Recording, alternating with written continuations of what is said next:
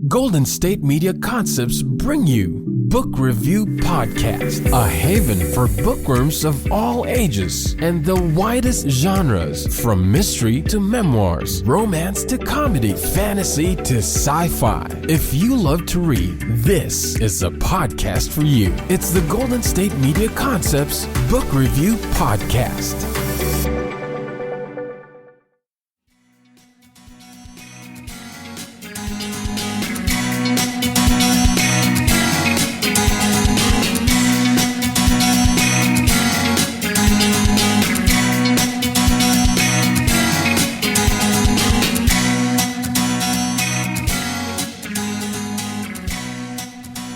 Hello and welcome to the GSMC Book Review Podcast, brought to you by the GSMC Podcast Network.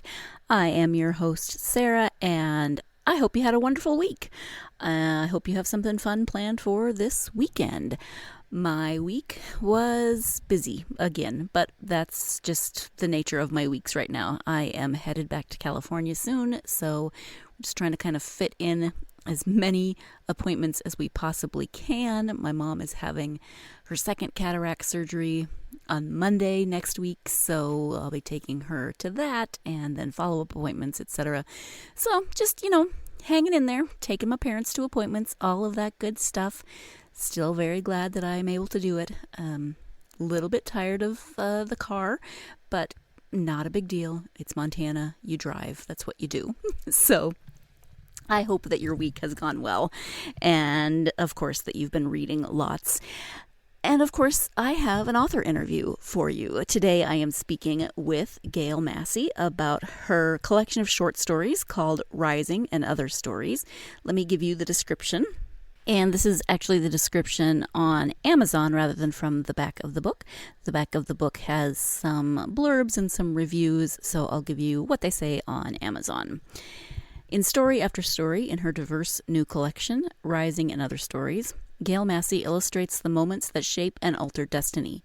Bringing each to life through interconnected themes of moving water and a sense of loss, Massey shares with us an unvarnished narrative of a world that objectifies women and the strength and resourcefulness required to attempt to overcome those limitations. From the panicked mother in Racine who escapes to the ocean and a young girl's last fishing expedition with a dying father in Glass, to the inevitable end in Marked and the gamble in Not So Fast, these stories show how simple twists of fate can change a person forever. Ivy Waters and Long Time Coming both explore the loss of a father in very different ways, and how the identities of the daughters are rooted in those losses. And Elise's life in Rising is told in contrasts as she develops the use of her volition to pull her toward the life she deserves. Massey's protagonists are everyday folk depicted in stories that explore the scars of redemption, despair, daring, and longing, a visceral sense of fate, and most of all, each character's desires and will to live. These stories will transform you and deepen your view of the world as Massey helps us discern societal constructs and their acute burdens, and the many ways that people, particularly women and girls, attempt to rise above them. And that is actually a very, very thorough and good description of this book. As I said, it is a collection of short stories. There is those connections, as mentioned in this description, of loss and women's issues that women and girls of all ages tend to face in the society, and the ways in which they deal with those issues, or sometimes don't deal with those issues, as we all do. Sometimes we do, sometimes we don't. Sometimes we are socially constructed in a certain way that we react in a certain way, but maybe don't deal with those issues. And so there's one story in here with a young male protagonist, and Gale talks a little bit about that in our interview. But for the most part, these really are stories of women's issues, the things that so many women have experienced in life. Not all of them, of course, pleasant. And I think that if you read these stories, this collection of stories, you're going to recognize some of those experiences, some of those feelings, some of those issues that affect women. Whether you've experienced them personally or whether you know someone who's experienced them, you're definitely going to recognize a lot of those issues. And for a collection of short stories, that's great because it gives that connection, those connections, those tie-ins to the stories. But it's not great, of course, as you know, because so many women have such similar experiences that it is, if not universal, very, very close to being universal, and a lot of women will recognize many of these issues. So let's go ahead now and turn to the interview with Gale. Again, the collection of short stories is called Rising and Other Stories. Hi, Gale. Welcome to the podcast. Thank you. I'm so happy to be here. I am very happy to have you here. We are going to be talking about your collection of short stories. It is called Rising and Other Stories. Before we get to the book, though, if you wouldn't mind sharing a little bit about yourself, that would be great. Sure. I was born and raised in Florida. I left for a short while, but I'm back here now. I love Florida. I'm a writer of creative nonfiction and fiction. I write novels and short stories. I wrote a novel that came out in 2018 called The Girl from Blind River, and my most recent book is called Rising and Other Stories, which came out in April. All right, thank you. And can you give a bit of an overview of the collection in Rising and Other Stories? Sure. These are stories mainly about women and girls, although there is one story in there about a young man coming to awareness about his sexual orientation. But it's mostly about women and girls and how we are objectified by this patriarchal society and the pressures that puts on us as we come of age, and how we how much strength and perseverance are required to just become, a well-functioning adult in this world. I like to focus particularly on women and girls who are raised in poverty and the particular way that fatherless or parentless girls are preyed upon. Basically, the stories are about what it takes to find empowerment as a woman in a culture that objectifies us. Okay. And what was did you have a specific inspiration to begin the collection, or is it a collection from stories you've written over a period of time? How did that work? Yeah. I started writing about 15 years ago and started taking it seriously about 10 years ago. So some of these stories are early attempts at storytelling, and some of them go back, quite a few years. I draw a lot of inspiration just from my personal experiences as a kid growing up in the 60s and 70s and coming of age in the 80s. So I draw inspiration from my own life events, but also just from women that I've watched and observed over these few decades that I've been around.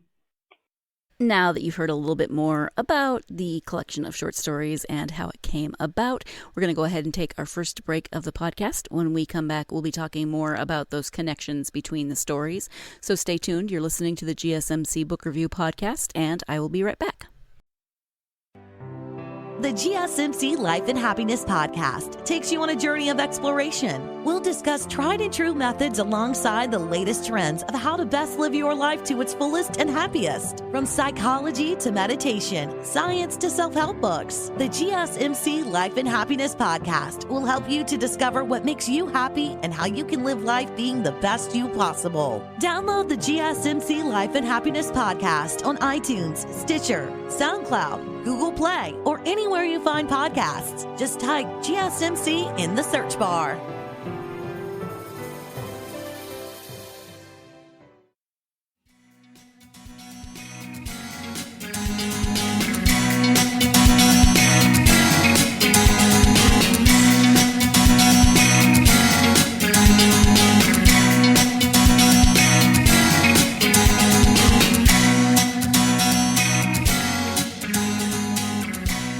Welcome back to the GSMC Book Review Podcast. I am speaking today with Gale Massey about her collection of short stories. Again, it is called Rising and Other Stories. Let's go back to that interview. You mentioned that you tend to write mostly about women, young girls, the effect of living in a patriarchy. Are there any specific connections between any of the short stories? There are themes that run through the collection, themes of loss and violence and family dysfunction, but there are also themes of water and nature. As a Floridian, I've spent a lot of time near or in water, and I get a lot of solace from nature. So many of the elements of nature, both brutal and beautiful, appear in my stories as I'm trying to work through things that are on my mind or issues that I see in the world that I want to address via a story. So like in Low Tide, there's a mother and a daughter that watch a turtle bury her eggs. And the theme is, or the intent is that the turtle is laying her eggs, that she's going to bury them in the sand. She's going to go back out to sea and leave them to survive or not survive as they may. And then there's a river that appears in the story Swim Away, where a young girl prefers to transform into a fish in order to say goodbye to her father. And in order to avoid saying goodbye to her father. So I'm using elements of beauty to sort of balance the pain of loss in that story. And I would say that loss also is something of a theme throughout, because even if it's only mentioned in passing, I noticed a lot of the stories do have someone who has died, or like I said, even if it's only mentioned in passing, it seems to be a bit of a theme. Yeah, it is. I think writing is a way of processing life events, and for me, that includes loss. And I've come to understand that we don't really come to resolution with these things, that we're constantly processing them and metabolizing them, trying to understand, what it means, what loss means to our lives, and how we can live with it. Yeah. So yeah, loss does come up a good bit in these stories. Yep. Is there a particular short story within the collection that you would like to highlight? I've been really happy with the responses I've been getting to Glass. That's a story about how racial prejudice is passed down generationally, even non-verbally, from parents to children. And when I was writing that story, I was trying to sort of figure out, how did I come to my conclusions about race as a young person. Certainly I've grown into more enlightened views of race. It's something that's heavily on my mind these days. But I wanted to investigate how I emerged from my childhood with certain prejudices. So I think some people have been reading that story and responding to it, that those are things that they saw in their own childhood and emerged from childhood with, and that these are things that if you investigate them in the light of day, you can grow beyond them and have a better understanding of the equality that exists in all of us. Mm-hmm. And yeah, I can see why people would resonate with that particular story, because it's very powerful. And thank you. You're welcome. What do you hope that people might take away from the collection as a whole? I'm hoping that women and men can read the stories and understand a little more deeply the pressures of growing up female in the United States. It's like I can't really speak to beyond our borders from any sense of authenticity, but I think we need to shine more and more and more light on that. There are so many mixed messages given to girls about sexuality, about appearance, about what they can achieve and what their true status in life is, and how realistic it is really to teach kids they can become the presidents of the United States when social structures don't really exist to help them through education or just the basics of living. So I'm hoping that women in particular can read these stories and process their own experience as they're reading the stories. Does that make sense? Yeah, it does. That's great. I love that.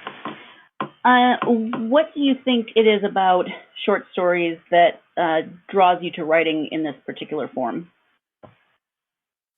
Well, short stories are just wonderful pieces of art if they're done well. I'm not claiming that for myself, obviously, but they allow for short interactions with readers, but they're very profound and powerful, acute observations about our culture. And as a reader, I find that fulfilling. And as a writer, I found it very challenging to compose a complete story with a message or a commentary on our society in such a very few words, in say 2,000 to 5,000 words. Yeah, I can imagine. And you've written a full-length novel as well, so you've seen it from both perspectives in terms of writing. Yes, I've actually written 2 novels. I have one that I just sent to my agent recently. So 2 novels and a collection of short stories. Awesome. What types of research, if any, did you do for the stories in the book? I don't do a lot of research. I take classes to improve as a writer and to improve my craft and my understanding of storytelling. But my research is really just trying to live with an open heart and eyes wide open to see what is going on around me and try and put those events and those characters into stories. Let's go ahead now and take our second break of the podcast. When we return, we'll be talking about some of the autobiographical elements within Gale's writing. So stay tuned. You're listening to the GSMC Book Review Podcast, and I will be right back. Tired of searching the vast jungle of podcasts? Now listen close and hear this out. There's a podcast network that covers just about everything that you've been searching. The Golden State Media Concepts Podcast Network is here. Nothing less than a podcast bliss with endless hours of podcast coverage. From news, sports, music, fashion, cooking, entertainment, fantasy, football, and so much more. So stop lurking around and go straight out to the Golden State Media Concepts Podcast Network. Guaranteed to fill that podcast itch. Whatever it may be. Visit us at www.gsmcpodcast.com. Follow us on Facebook and Twitter, and download us on iTunes, SoundCloud, and Google Play.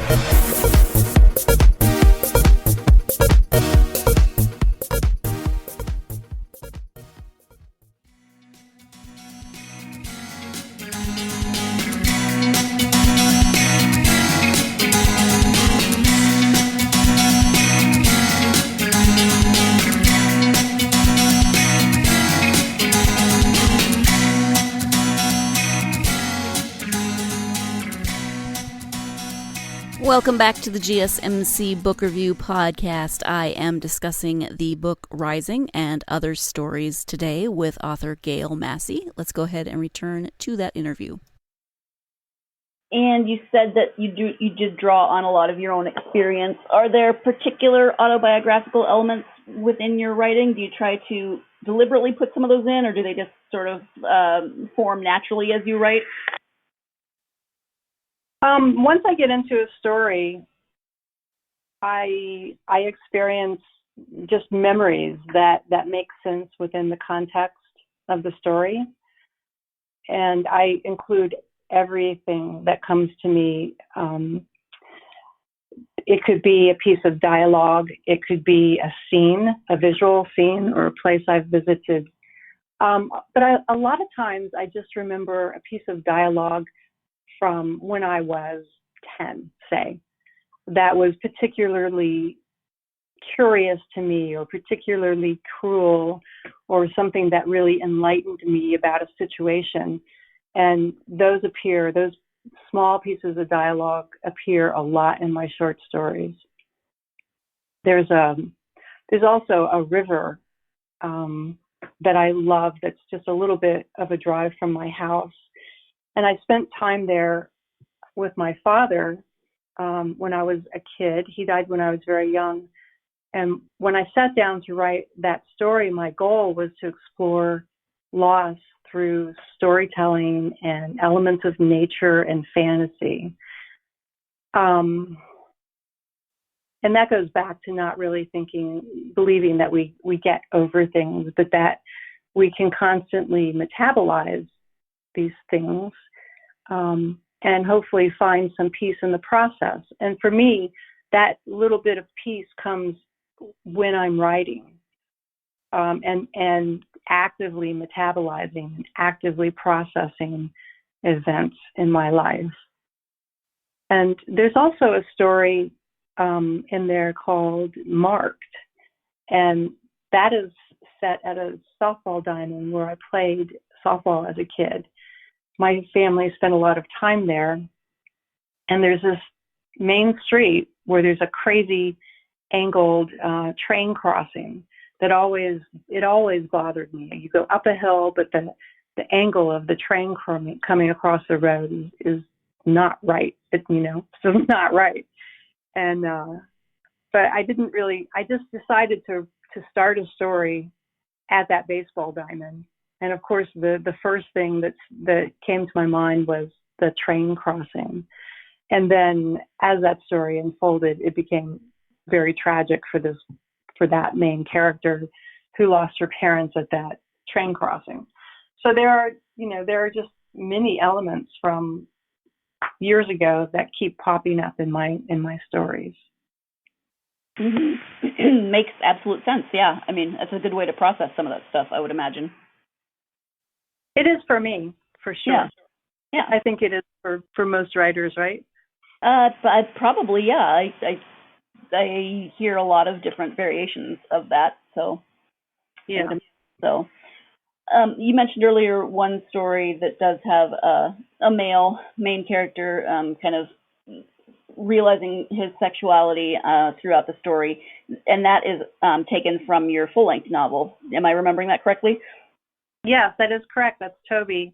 And yeah, I took his story out of the novel. I thought it deserved its own bookend. Are you working on something now that you would like to talk about?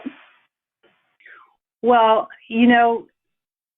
that's a really great question, because I am writing at this point in time a book about Toby.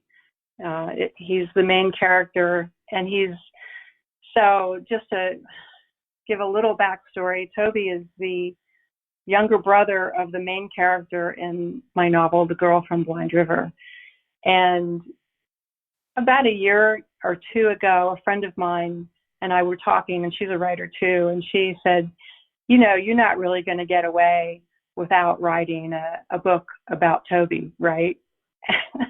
And it really kind of got under my skin that she said this to me, and I have been niggling at it for, months now. Like, what is Toby's story? And I finally decided that, yeah, he deserves a whole book about him and his uncle, who was also a closeted gay man. And so the story is basically about intergenerational homophobia and how Toby, who's, only 25 in 2021, is so different from his uncle, who was born 50 years prior. So it's about how the culture changes and how that affects relationships within families, especially concerning homophobia or homosexuality. Okay, thank you for that. Sure. In terms of writing, it sounds like you've written in various forms for a long time. Is it something that you've always wanted to do, or did you come to that at a different point in life? I was raised in a Baptist church, so I knew the power of stories. I knew the power of the written word, but I didn't really graduate from high school and college as a reader. I didn't read for solace. I wasn't drawn to it. I didn't have very good reading skills. So it wasn't a thing that I pursued until I was well into my 20s and started reading and sort of basically taught myself really how to read. I'm not entirely sure how I got out of school without knowing how to read very well, but I was public school system in Florida, so that might explain a good bit of that. So I always knew the power of the written word, but I never saw myself as someone who had anything really valid to say until I was almost 50, and I was able to start taking myself a little bit seriously in regard to writing. And then I ran into some teachers as I was trying to improve my skill level who really took me under their wing and showed me kindness, and they showed me interest in my work. They encouraged me. So I've taken many, many workshops over the last 11 years. And that's allowed me to, and getting published here and there, it allowed me to begin to see myself as someone with something to say. And I think that's why I'm drawn to writing the stories that I write, because it took me so long to see myself as a valid commenter on our culture. Time for the final break of the podcast. When we return, we'll be talking a little bit more about the story of education and helpful teachers and all of those wonderful things that Gale just shared. So stay tuned. You're listening to the GSMC Book Review Podcast, and I will be right back.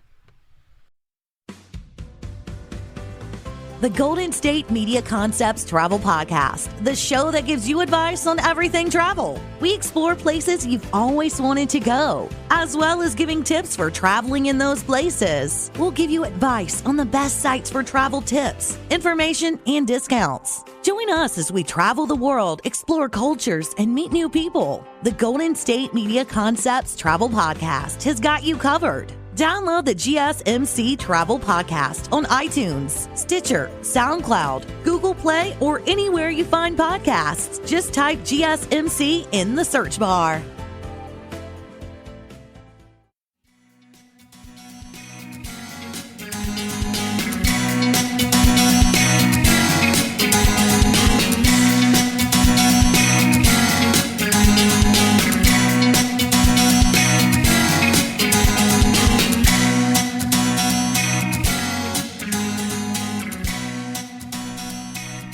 Welcome back to the GSMC Book Review Podcast. As a reminder, before the break, Gale was talking about writing and how she was encouraged to write and how she came to become a writer in the sense of becoming a published author, etc., the people who helped her with that. And so just wanted to remind you of that so that my next comment will come in some context. Let's get back to the interview. Yeah, and that's a wonderful story from a couple of perspectives. First, that you found teachers who were encouraging and, worked with you in those ways, but also that you found within yourself the desire and the need to improve your own reading abilities, your writing abilities. You didn't just stay at the level that you were at. Well, in our country, everyone believes that education will improve your status in life.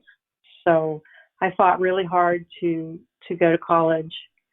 I was undermined in several ways in my attempts, and I didn't actually graduate from college until I was 29.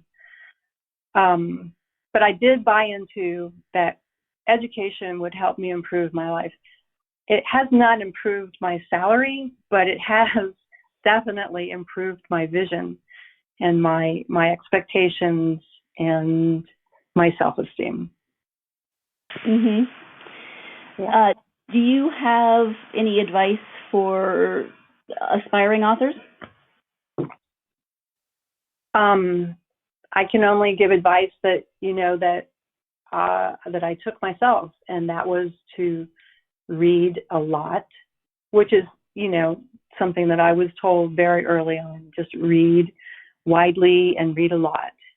I'm not a fast reader, so I have not read as much as other people have, but when I do read, I'm transported, and when I'm transported, I know that I'm reading something powerful enough to affect me emotionally and psychologically. So I would say read a lot and really absorb what you're reading. Really let it take you somewhere else. I would also say go to workshops. Find people whose stories you love, that really resonate with you and with your life experience, and seek them out and take their workshops. And then also, I think it's really important to find a way to give back to the writing community. And that can be reading pages for someone else, or helping someone with maybe a query letter or an opening page of a story. But find ways to give back, because that's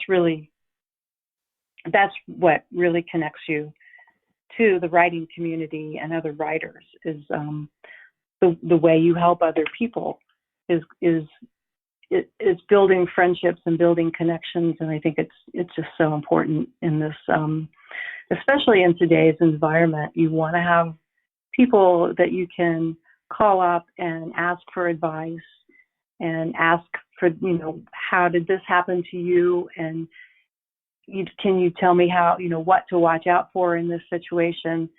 I will say publishing is a really different thing than writing. And I think it's very important to understand that one is an industry and one is an art. And follow your art, but seek to understand the industry. I think that's very good advice. Thank you.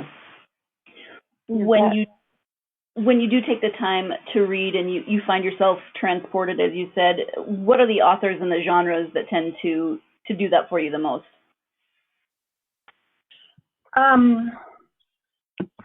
Let's see. The last book I read that really blew my mind was The Five Winds by Kirsten Valdez Quaid. Don't know if I'm saying her name right. But I like realism, I think, is what I'm drawn to. I'm drawn to stories about women who are existing in life not through a male relationship, but actually finding their own way and their own voice, their own agency. So that could be in any genre, but I guess I like literary fiction, and I like crime fiction, and I like stories that are very gritty, because I grew up in a very gritty situation, and that's what I resonate with. Mm-hmm. All right. I know you have a website, so if you can give the address of the website as well as any social media that you interact with people on. I'm pretty active on Facebook. It's just Gale Massey over there. My name is spelled Galemassey. There are like 4 or 5 different ways to spell Gale, but I've got the simple spelling. Yes. And yeah. And my website is galemassey.com. And of course, you can find me on Goodreads, and you can find me on Amazon. And sometimes I'm on Twitter, and sometimes I am not on Twitter. I have a love relationship with Twitter. You're not the only one. All right. Well, Gale, we've talked about a number of different things today, but is there anything that you had particularly wanted to highlight during our time together that we haven't covered? No, I think we covered everything I was expecting to talk about, and I really just appreciate the opportunity to talk with you. Thank you so much. Well, thank you as well. I also appreciate that you took the time to talk to me, and I really enjoyed our conversation, so thank you. Yeah, you're welcome. Thank you so much once again to Gale for joining me to talk about Rising and other stories.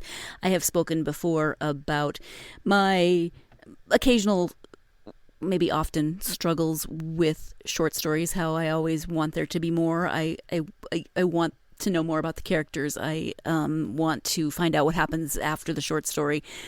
But while I struggle with reading short stories sometimes, I do love listening to authors talk about short stories because they're always so passionate about that short form and what you can fit into a short story, how you can fit the information into a short story. I feel like there's such passion, and I'm not saying that there's not passion from other authors, because of course there is that passion. It just sometimes looks a little different, but the passion around the art form of the short story I find fascinating, and I'm not sure it's something that I would be great at. I think I ramble too much, but maybe it would be a good exercise for me to start trying to think in terms of short stories instead of full-length novels. I don't know. But thank you to Gale, and thank you as always to you, the listeners, without whom this podcast would not really be possible. I mean, I could put it out there, but I need listeners, and I appreciate each and every one of you. If you are a fan of this podcast and haven't done so already, please do follow on social media, Facebook, Twitter, and Instagram. That is a great way to interact with me if you have questions or comments. If you've listened to an interview and you want to say something about the book, if you read it, etc., please do follow on social media. And also, again, if you haven't, please leave a review, whether written or starred. Again, that helps us to get the podcast out to people who love books as much as you and I do. I hope you will join me next time when Claire Whitfield will be joining me to talk about her debut novel, People of Abandoned Character. It is historical fiction thriller.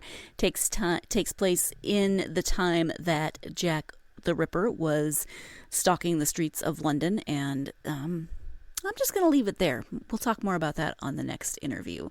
Thank you so much for joining me. Hope you have a wonderful weekend. As always, I hope that weekend involves plenty of time to sit back, enjoy the fall weather, have a cup of your favorite beverage, and get lost in a good book. Thank you. You've been listening to the Golden State Media Concepts Book Review Podcast, part of the Golden State Media Concepts Podcast Network. You can find this show and others like it at www.gsmcpodcast.com. Download our podcast on iTunes, Stitcher, SoundCloud, and Google Play. Just type in GSMC to find all the shows from the Golden State Media Concepts Podcast Network, from movies to music, from sports to entertainment, and even weird news. You can also follow us on Twitter and on Facebook. Thank you, and we hope you have enjoyed today's program.